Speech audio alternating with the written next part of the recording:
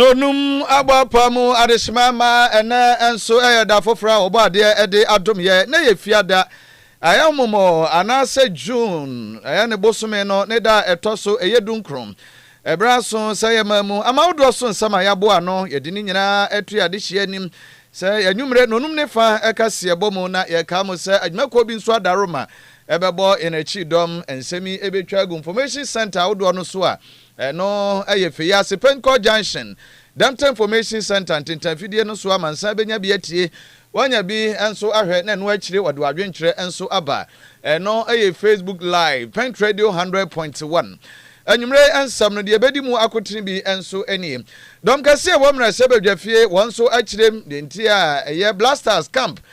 no Canada emamu ekoko PM Chief Justice enso ekoye na we de wo kiremu a kwa woko ye nyina eyo mamu emumpanyimfo ahodo esefa tasom zo no omani munyam ekota wo na kire na fe bustu omora ne nkurimdie aba ediama oman no nya ne bone so na chairman the Church of Pentecost Apostle Dr. Kwabena Nyameche na wono so wo de eto agidifo nyina nim se ebred drisa sempakatre ne ho de uba da bia ye bono ye de be free nsori ahode ma hodo ne de bia bonten se ne be ya won so a wona ma bonten no ye betimi atwe akra dodo na edia merade ye be konsem foforo modum nyamfo boachi asem so enkane so afo a no ohwe enwuma ne adansie nsem so bantema mra se bedwani wo se na adankwa akufo ado abre so anya hwe kura no Ghana sikamuni bese opepe ahenai aduonum 450 million ene sebeya nsusan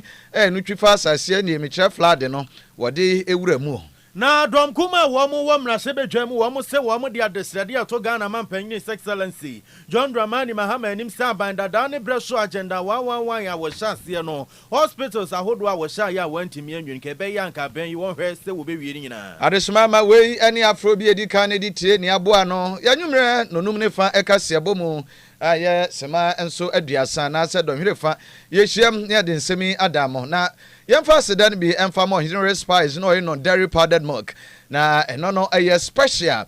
no spices no ye wo flavors no ahodo nwotwe flavors no ye wo chicken ye wo noodles enya eno sonko ye wo ahodo bi de se beef ho stew ho aponche de anase monko de ni nyina no ye kamfo adehye nyina se eno so no nintentem so no se wo ye abomu wo ye enkwan ene de ka ho bia no eno so no obekọ na afi wakwakwaje enso ete ode na de aka ho aboa ma bibia enso atimi atoto totoyi enti ka hwan na woso efa wani echire mu sto bia anasa homa yade ebeto dwai na ohenre spices no wonsa atimi aka bintu abomu beye de won kwan ubibia be de a na eno no eye ohenre spices no dairy powdered milk no eno so ya ene special de amampanyimfo mofra wonkoko hwiti tombra tin bia wutwa no wese no so ebi bekomu na homa no eye 020 85027805398 0244525908 Ohenere Spices or say a day non dairy powdered milk and also any digwe koko yitin ni nuane awodo nyinamu ama eno so yenya mu ahoden aboa ama bibia enso atimi atoto ye eno akire ye card hye ese adwada edi animi ye nyina ye wuram enso e wo top chef eno wa putoja live commentary eno so ye de ba Ghana Blasters ye ne the Three Lions of England na ye hwe group no so se betimi akonkoden akoyenimti make a date na dan duru ho ye nyina live commentary ye no twibire mu no so pepepepepe na chese no so yetimi ede abramu anwumre anuanu mienu Kaakyire Badu a menua Kwabena owusu aduomi ene ede ensemi eda mo se ekase bo na asem achiame ye da ho taw ye ba ye de ensem na nkasa enchiremu enso ebeba Paint Radio Kaakyire Boy adwumaku a afa ho ka eye Ohenere Spices ene Ohenere non dairy powdered milk afei adeshimama yenye bre na yenye ensem na nkasa enchiremu Afia Yeshansem na sia na Yeshasia every the Church of Pentecost asafunimo na chairman the Church of Pentecost Apostle Eric Kwabena Nyameche na wode eto eye agidifo nyina anim se ebrason se wo yasem pakatre dwumedi adabia da ye bo awurade asem ne ho da wurose ne be ya ye betimi ede atwe akra no ye de be free nsori dem ahoduo mu na ye de akwa abonten se ne be ya wo mo nso a wo mo hia nkwaje nsem abonten no ye betimi atwe wo mo nyina ede aben awurade na Apostle Dr. Eric Kwabena Nyameche de sansem we nyina to dwa wo mra na wo kasa wo the Built Environment Engineers and Artisans Conference no no course so ene den eye fia de dwu bosome de toso dunkono wo asokwa Makion Worship Center na wo dwumedie na se no sa dwumedie the Church of Pentecost Men's Ministry na afenso no the Workers Guild the wasafuni mu no we no professionals afi engineers na wona wo mo dwene na wo mo timide wo mo nsa eye bibi artisans ahodo wo mo nhia mu no course no na Apostle Eric Kwabena Nyameche wo mra na wo ne wo mo di nkomo no wo say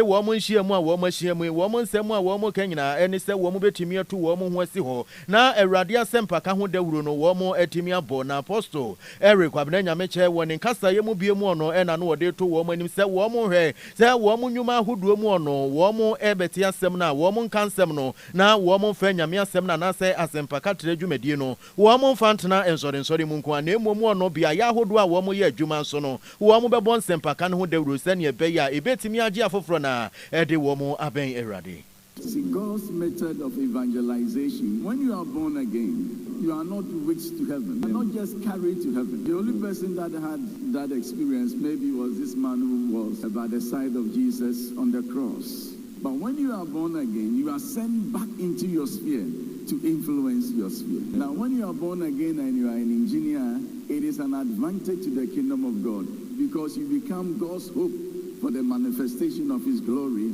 in that sphere. So Christ in you, the hope of glory. We shouldn't let this just be a slogan or a mantra, but it is true that we are ambassadors of Christ. He makes you light and he sends you back into the darkness so that your light will dispel the darkness. Now he makes you salt to go and heal the corruption of the land. So it doesn't make you salt and to take you away from the earth. No, you are God's method, God's hope of the salvation of your neighbor. So the Possessing the Nations agenda is to equip every church member and unleash us into the world to bring transformation in our sphere. Apostle Dr. Eric Kwabena Nyameche, Chairman, the Church of Pentecost, Omanfo Nene Enietiye. Yabatwa and Samno Sona, your free Papa, Apostle and Semi Munia Gram and Suamrase Bidjafi. Titrani Adema Parliamentary Select Committee on Youth and Sports, Abidjaquam Rasabidjafi. Also, where I will can see any Mabunu and Samson for NS Henry Nogbe. And so, HM send Chief Justice,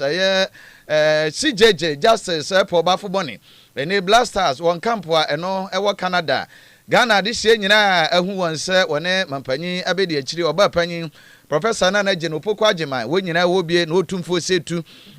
somewhere Janum, any blasters officials need GF in Penny for, and they when you know, we are seeing crew Acacia. And one will can see a Equaso, America, Mexico, any Empo Canada, Memono, or my Ghana, Yamachi, no Edin Canco Sono, Yadeco says so, any Panama, any Yasha Womo, a Cabako, who say Chief Justice, or no so called VIP, session no opinion, and so a boha, at one so what her match in be. Now, don't come on about, as any Sania man, no course, she said the empany form you cry fast, so a Chief Justice, the Nimsenka, Jawaya, Dantamum, and Abru Nibeka, so no, or ye neutral. Nembum said the wadene ho etwitwi abamu mpanyimfo baabia na profo ko wo mugina ho ye kwaba wodi akire ene camp wo nso wo bi ni saa ne mani nyina no kwa kowie se ese wo ye mo NDC esini dwumasu ade aso ne nsa so behwe ama trentene enso atimi aye adwuma na no members nsam bia wode etudwa ene de ka ho nyina no enowura eye NSN Nogbe enso ade etudwa se Chief Justice de obo ma Ghana mu a ye wo mpanyimfo awodo miensa executive ama ye mampanyini eno eda no na fe waba judiciary Chief Justice na eda no ne legislature eno so ye beka semrache bedwafie chiame onumnyamfo right honorable Akan Fosuhemaa bagban won so edo ano eno nti mampanyin nyina ko bi mampanya be de akire enso ekoi enti se Chief Justice wo ho nipa ba ko a wankwankwa kan wo ho a eye owura Akan bagban enti se nko no so koi kura na ayese o ma Ghana nyina ne ne yapaje agi teacher ya chita kese enso akwa blasters no etini nyina eye ahokeka ene nkunimdie ni nkranhyesem ampanyimfo kɔ ya ene impokra no wode ekokoma yenuanom a wo mu gina Ghana nyina na mu wiase afa na baabi a na wono so atimi asi akan epaje o ma Ghana franka no edi akoduru mpempenso a obia ani nso betimi agye ho ma man puntuo ne nkabomu no kra no enso atimi aye adwuma ti wose Chief Justice ene mampanyi abedi akire ne mpanyifo ado mu nyina ko bi no ni nyina kabomu a eno no ekire nkabomu kese a ye wo as oman enso ede ma Blasters team no empo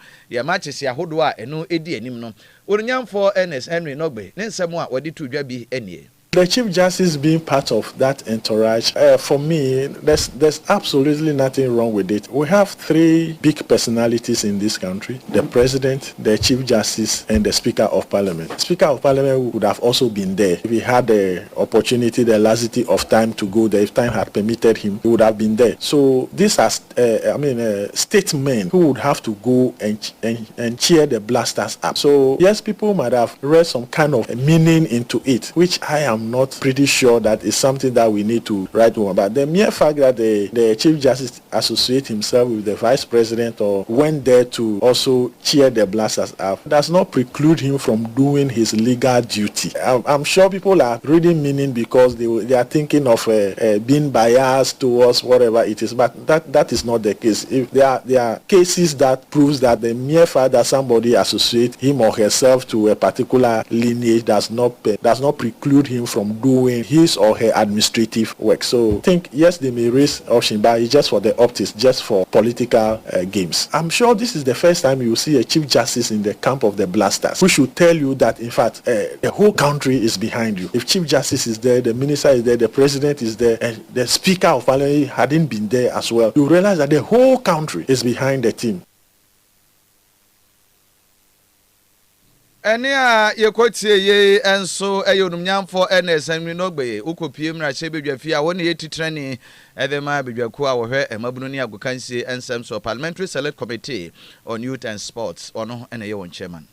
Na wama de hia ye ntwansem ne so na ye twansem ne so a ene na drom kuma wo mo ewo mrase bedwam na ene wo mo de to Ghana mampanyin His Excellency John Dramani Mahama enim se senke be ya enkronkro ahodo a 24-hour economy aban yidi aso abofom se wo sie no wo sin krobu ho a 24-hour economy market no wo mo enya de se wo mo hia bi enu nti se sika no nka aban no emfanhye aban dada ne breso agenda 111 hospitals ahodo a wo si ya wantimi anwie se ne be ya wo betimi accomplish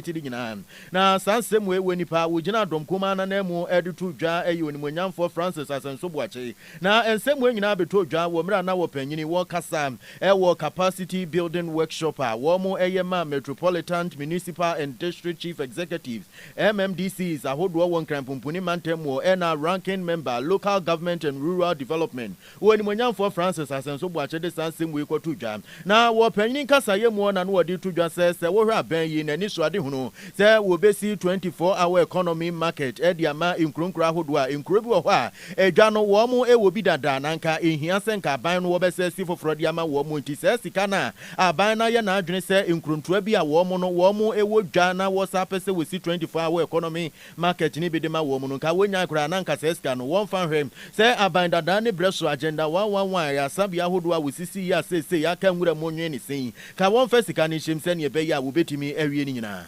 As assembly members, as district assembly officials and political actors, you are supposed to build a 24-hour market. But I've realized that in many districts, they do not really need a 24-hour market because there are existing markets already, which are being underutilized. So I was asking the health minister whether he will make a case that in situations where you don't need this 24-hour market, can we invest the money in other areas, which will certainly include the provision of healthcare infrastructure like the Agenda 111. Anyhow, ye onimonyamfo Francis Asenso Boache or ye ranking member local government and rural development ewo mrashibijum. Ye be free and also na ye wuram ewa atwemantemu eye Samana boy. Na this year was Samana boy was Sam and Free Central empesua so atwemantemu and manimu ya etu ansadi afra banom. Ene mumpanyimfo atrenche maboafo ankrankra wono wonsam obi na mmatem konwanyina na oman Ghana se sabredi enso ayiri afa won ne nsu a ayiri ede afa won nyina ye nrada nsu brantama eto oman Ghana ne fa baabie na eno so ekowie mu se ne Samana boy adehia enya bi ehwe ye ne de wotim se ani enyan pa ani enyan yie a je se eno no okokɔhwɛ adan kuroba ko ni nyina ta no nso eno eda empatam ho ni nyina ya de se eni no ayiri kura a mbanfo yehunu baabi a eni ekuro no kura no unhunu ani ena hu baabi a eno so kura no ya de se eda na emu no ena ene ye ne senior reporter yenua Peter eye tabri dodo na bomra ne Piero eye nana tabri enso edi enkomo asabre de wode enchiremu ahodo enso ema ye ekire se enura dai sade ensuo no ema no homne so na emu entotoye ne niema ekoso ene ade nyina no eno ena enam so awerehosemi enso etimi ekobaye enti sabre de wo fa akwanya no so mra se bedwani a wo empesua no so ene empokra no panyimfo ahodo a omso eka bi wo mu ankrankre fire service department ene adehye enka eni nyina ya de se omso no etwamu agyadwo se wontade eniema ahodo ba bi odi beto kyese nkuro no ye beka sa kwakodi nsuo yam no akoye ha kese edi ama adehye nyina ewo samra boy enso ene ne mpatam ne mpanyisi ye pawade suman a cheche ena yekobusa no enu nti ye kɔ ahoma no so na yene yankasa yenua eye Piero na tabiri enso edi nkomo na fi arehosema eno ekoso samna boy no ansi nsu akudi nkuru akudi nsu yam no otwa mfonyina ama hello nana wotemenka memo adwo amu akwa ba Pent Radio so mejo so minia ejidi ese nana eho ye pa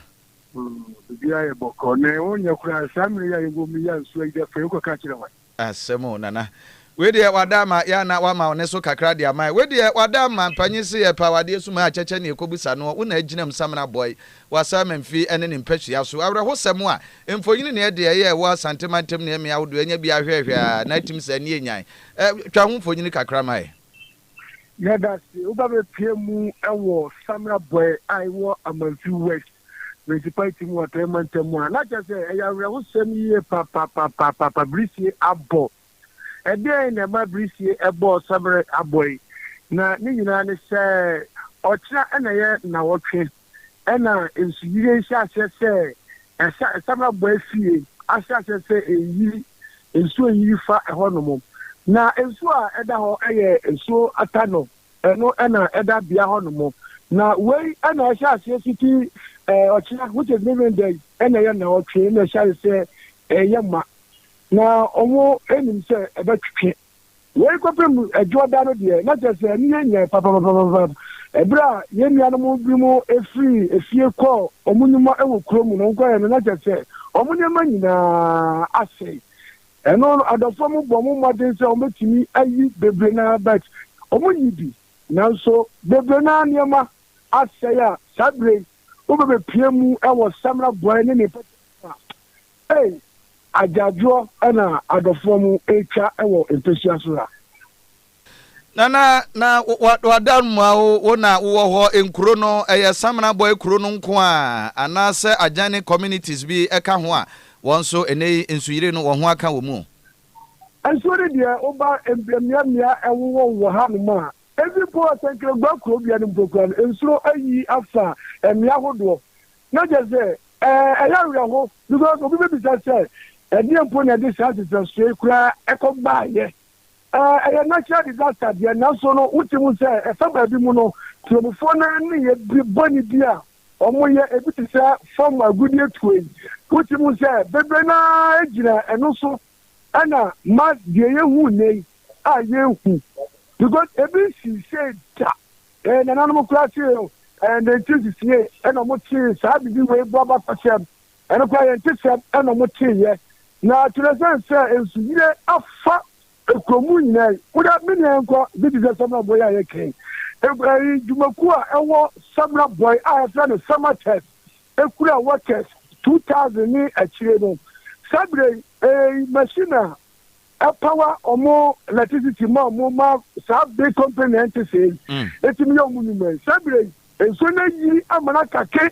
sabre bra mi no kase say ye nyina man kai empabo mu na ekoba ni say enso kwota na kase samra boy company nyina ko shut down ama abara ko ye awura hosam na baba to say nipa just a dime now, I can't chance in Kwa. Yeah, who ye papa minia, Sabia with you. Nana, Wadaruma, Yebeja Wamwako, na a free and rano, and Suyre, a buy, and Satur and Chema for Sabri and Penny, a buy a tia na by a tinti, and him said not my baby cool, and a year was a Memphis West, and Pescia Sumra Sibia for warning crew to outdo a winning MC in DC mo. And I'm more Ben and Penny for a 2 a dear far home pictures and I who say be more than could one get away. Ebi enenena nam so far timamufo no say wo madwane akoko nkrofo froso ana de ena say wo ye sabre am si ne empanfu a opinion leaders no anamo a omoto ni say am si eba protocol pie mu ema ode emo mattress ene eniane kakra ade kodan ye nuanu ene nadmofo ego edi nuane kodan ye nuanu mu a sabre when I saw you no, you be almost 2,500 nipas. I bring one grandma. I am playing. You saw you come on Pibomia. A program no can say, baby, now school demo, a sorry demo, and the Agaka, I almost feel a cotogana. 1 hour can be a woman, Titlo, and you of one side. Omumra, no we come when you marry some boy, and I'm prepared there. Some boy for one grandma. Omu charge adwo ma chese omu domu ba bia enye enu ti onu fa we ko bomu enu ti asa santimo oba be piemu wo asegreba se ne ye kana wuti bu se akwan bi nso to na se ofiri kumasi eba be sin akọ aba asenkreba tanyami afata yeso di na miensa e wo kwan so enti na jese adofo mu kwa na ye se wo de o matriarch no sunye edi beka onyama ho ka atreka mu guzo ba beka ena nienu ne miensa anse obedu asenkego kodie mekeze efo babia ensuo adia fa ho ekwan so ese senti bridge ahodo enwo wo kwan ho kwan ni nyinasi ama ebreprekro sebra bo ensu yire nipa mienu na mpempem ensuo ya fa mo wo be piemu wa senkego anso we mo so ekwa kwan se enrampo ensuo nipa be mienu a sabre yase yenya confirm say sabre omawu anaso omuda so ewo enkwamu no enya makozo beti eniti ene abano citizen network bob amati west kwasi 20 yard ma omu ye check sia pa de chire aban say abamira no metie won sifre na omu maami na wa bremu eto omu so sire na obu koto sire omu say omra no maya mu nka ye na sabre di omu bre Amansis, all the Amansis, no, almost pass, Omombra, no Mayamua. Nana, we dear, Hosem, and so, Yabrinity, Yedibesia, Wadama, oh dear, a best say when he because we're dear Chilebessin, Yamasua, then and Quaso at their mamma said, Yababa, na Afia Babaji in Trimu, Yabaduasi, and you may and Wadaji. No, Yadi, the same, Panya, the Tofobiano, and then I said, the bed a tear for any other four. Ania you could say ye senior chief reporter in your Peter Tabri Piero and I don't want and so a friend I said na Tabri we a summer boy was Sir Memphis West Empesiaso and what to man Timunti not more bibiaku a binding penny for one crown cream one some we would be madama say summer boy Bruno and ya this year be a reno co Facebook live no so and yasem ketwa kruini na de I can't chance in Kube enyina ya de se ensu ya memene no ani nyina ta no se de enua kan ye no kwabena se galano temamfo no arehosem medimani ehu bi na ohwese ne ensu ya simi afa kru na se kru ya ohunu se eha adwini emoya ye de bia ye kan galamsi ho asema obi etenchen ya na onim se ye bu bia no aduane atogu ye mo ano aduane ntungu na emumu ono de wo ye na sunsunsu aso bi no sa into aso na ye free samra boy and sensem ni ma na ye de ani kire mu ewo ma yi mra hyebedwam na akoko pie mu ewo mra hyebedwefia wo soafo a wono ene hwe enwomesua ho nsem so wonimonyamfo Haruna Idrusu ena wodi to dwase se wo hwe afi we sika hodo a eya aso ye hwe sika sem ho nsem so wo mu twa ye de ma get funder en ye sika ni nyina wo ha enchiche mu aduanan mienu 42% na se sika ye kase yi ye de ni nyina a free senior high school we no efa mofra no wo didi ho na eno woni monyamfo Haruna Idrusu woni nkasa yemu na no wodi to dwa sese koba ze free senior high school nko ye the get fund wo musika so ye hwesika sem ho nsem so twa ma wo mu afiwe no ye wo ha nchiche mu aduana mi no se ye de ni nyina ekokoshe free SHS ni mu a ene na eno be ha dwene ye pa esanse get fund enye free senior high school nko a ene biaye a wo mu edi sika hye na emu ono se ba se yensi infrastructures ahodo a ho ene ya na ekoyi sika edi besie sa so ena wokọ yesuku sinketua ne tise basic schools ahodo mu na se wo mu hia bibia no so get fund ho ne ekoyi sika wo se ba se ye be ha dwene ye pa ebe ma sika ahodo anke wo se nka yesimi edi sisi suku adan na sefo no eso ebete ama se ekoba sa eno no yentimi ensisi suku adan biem eno ntie no woni monyamfo Haruna Idrusu se senke be ya nka se get fund sika no na nka ye hwe senke ye de be hye basic foundational learning nim te se eya atwere na Afia kenkan mu se ne be ye no beboa esanse ye de sika no hye asha amofra no wo ma hyasie wo ahyasie suku mu no beboa ye pa ama amofra no wo ma dwene mu abie. Of the 9.6 billion, you have 4.2 billion, Mr. Speaker, going to feeding of students in free senior high school. So when our government then in opposition said we will review free senior high school, there were many who interpreted it as cancellation. We have reviewed it subsequent to the National Education Forum, and the review is happening at 3 areas. One, infrastructure has to be reviewed. Mark the exponential increase in numbers, 1,600 to 4,000. Many schools, they queue to use assembly hall. They queue to use dining hall. That is what has happened in the country in the last 8 years. And we seem determined, Mr. Speaker, to correct it. I know that currently the GET Fund allocates 42% of its total budget revenue to support school feeding under the free senior high school program. So 42% of it, what will be left for infrastructure, what will be left for tertiary education? That's why I have advised that we should realign the financing of GET Fund to focus more on basic foundational learning.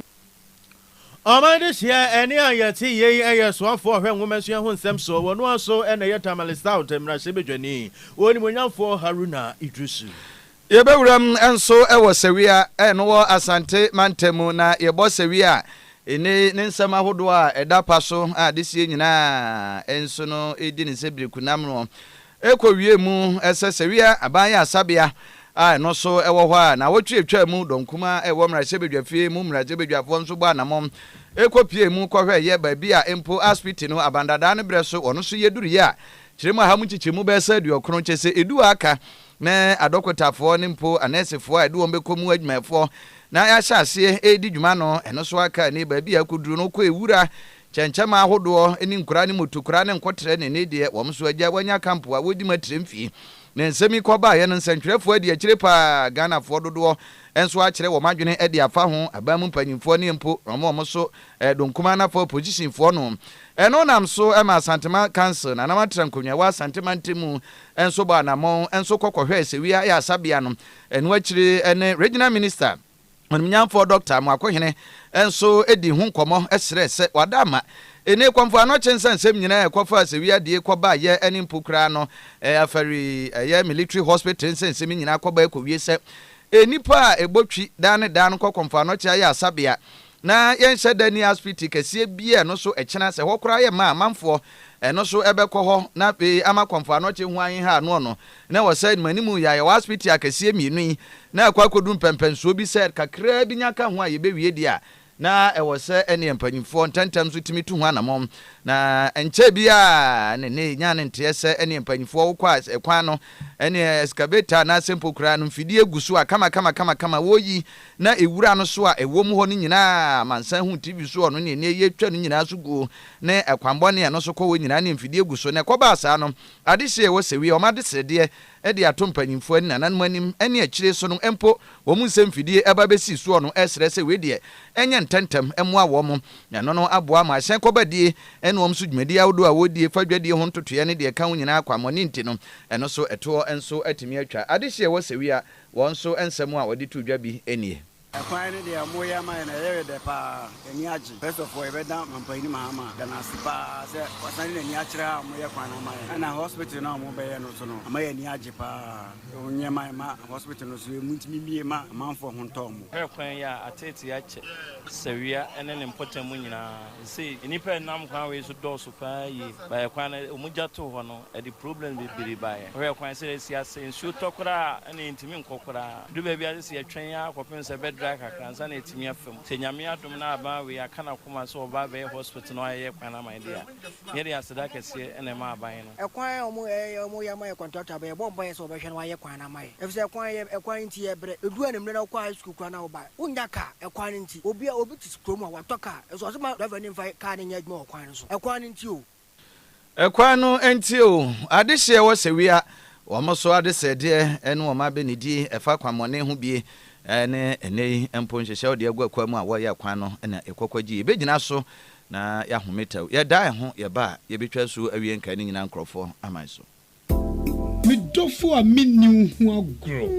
na say die waduane ne da no ayesronko anio mura ohinere spices abafi aduane de ayesronko ohinere chicken seasoning se wo toto wo che ana wo ye akokɔ nam ho bribia fakakra som froye no ohinere stew seasoning no be manageta jollof no ohinere jollof seasoning ma no hwam ne odew mu odew fried rice no kra die ohinere fried rice seasoning e ma me fredwa frede aponchin kakra no me de ohinere go seasoning na ye asam na ne se mira ohinere seasoning powder ya woni beef shrimp noodles any de keke ka ho anunsu ye de aduane ne hwam ne de no ubedie de biom enti obapa ohinere spices aba ma yen aduane no aye de efri se ne die ne nso aye de ohinere spices e de ye e wodwa hodo mu eto phone for 020-780-5398 and 0244-525908 FDA agi edwedien kratoi atom.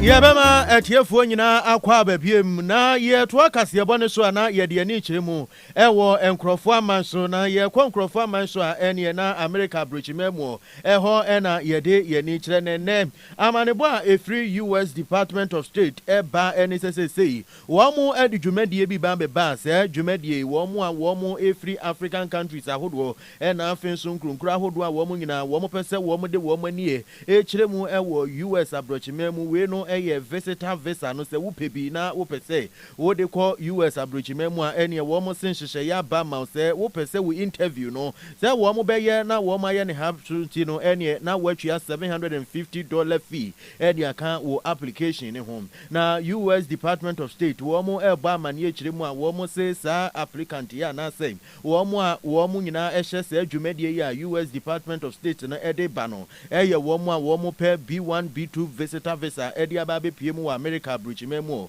na wo amanebo ese kyeremu se adwumadie e be hyasie July bosomi de di kankra e wa afeyi mu ena adwumadie ni ba be hyasie na department no e ba amane se we no enye se watwa $750 nintino na eno kyerɛ se wo ba interview na wo visa na wo pɛ no ye de ba be ma wo mo se de bi we no sa $750 we no se wo interview no wo betimi anya ne ntem so ene wuchi a ye edeka wo visa application fee ho am na duntem pepepe na wo ko US wo mo ambassador ho na kyerɛ se wako na yakwa akototo wano na wo mo se wo ba ne toto wano na eniema hodo a wo mo hwehwɛ ansa na wo mo de B1 na se B2 visitor visa no wo mo edi ama no se wantimi emiti sa ne emeni nyina dia ene to wadwe mu da kra se wonsa e ba beka visitor visa na kampu odi akwa akopie mu America abuchime ensam no asi arismama eha ene de ebrebe ho kwaye de nyina so aba no awie ya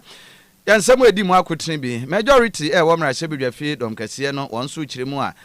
Chief Justice a ihu no Canada no ni nyina so kan kabomu ahodo a wone Professor Nana Jeno Pokwajima football officials ahodo mde boa ama my Ghana kyerɛ sampai wo kono a eno so be nkranhyesem ede ama e Blasters no nanya bone so sɛ de onuanom NPP fo bi eka no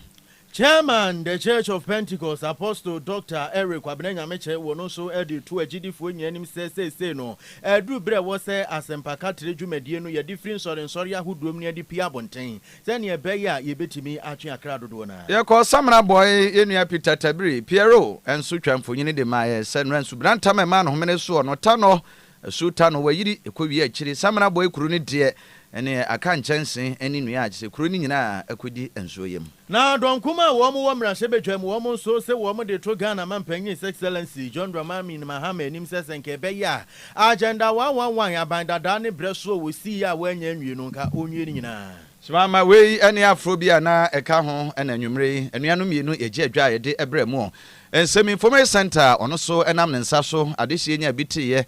Damte Information Center fi yase Yepen Ko Junction hwa asedabio enso ewo mu a yemfa bi ema Ordinary Spices no non dairy powdered milk na ye oberema se wugina brane ne se mom one wo hene no na ogire so ebe yo hene ready a ne nuane pa wo be kire wo ne nkwampa ne mumu no eno a ne begina mu ane obebo no brane sa ento oba pa oso ka ho na je chicken ne beef no shrimp na jollof rice still good noodles ne fried rice and ndo media no papa bi ne nyina ye flavors ahodo a ene mumu no se nkwan na wo ye bomu bi a eno wode esomu a eboa emani gina brane ye de ye ya nkasa natural spices ahodo ne akeka bomu a eno so ne ye de aye nto Henry Spices o se eye de ye non dairy powdered milk no enso wo ho kai se ejema mofra ne mpanyimfo na mahone ne papa eno so ewomti eye purely natural eni ebeboa wo mashke bi no wanya kokohwi tin bi ena ni nyina wutwa hwese non dairy powdered milk ebegum ne de ebeye ohenere ofre na wagye ndudum 020 7805398 ena 0244525908 ebewram ewo newsroom mame amaboama chief editor Afia Fosuhemaa onso wadaroma Afia keka ne masiani ebo ye chi domensemi ye de baya Facebook live ya de se etwagu ye Pent Radio 100.1 ya nkasa enu atoni gates wonso na de ekọ ya de hye nya bi hwe ye nya bi tie ye na enu akiri wode adwenkyere enso eto so yenso anwumre yedi ensemi mu achiame enu yanu mienu Kaakyire Badu ya menimenu ya Kwabena Owusu Aduomi bema de hye nyina mo anitia enyado